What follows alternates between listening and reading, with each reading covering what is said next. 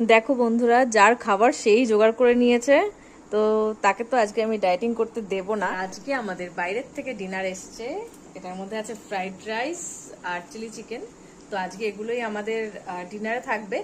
আর ওই যে বসে আছে ডায়েটিং ম্যান, ওনাকে আজকে ডায়েট করতে দেওয়া হবে না, আজকে এইসবই খাও, ডায়েট আবার কালকে হবে। আমার আজকে রাতে বাড়িতে কিচ্ছু বানাতে হয়নি, তাই আমার কি মজা। তো চলো একবারে দেখা হচ্ছে খাওয়ার সময়।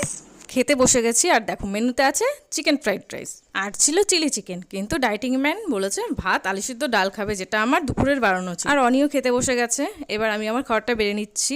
খানিকটা চিকেন ফ্রাইড রাইস নিয়ে নিলাম, আর সঙ্গে রয়েছে স্যালাড। আর দেখো কোয়ান্টিটি এতটাই ছিল যে আমি পুরোটা ফিনিশ করতে পারবো না, বাট আমাদের প্রত্যেকের জন্য এক একটা আলাদা করে ছিল।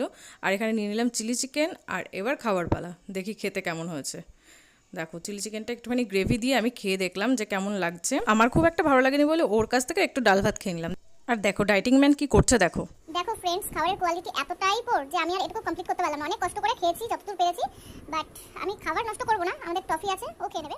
আর এটা আমাদের একটা ভালো অভ্যেস, ডিনার শেষে সবাই আমরা ব্রাশ করে নিই। আমার খাওয়া দাওয়া হয়ে গেছে, আর আজকের ভিডিওটা এটুকুই। সবাইকে গুড নাইট।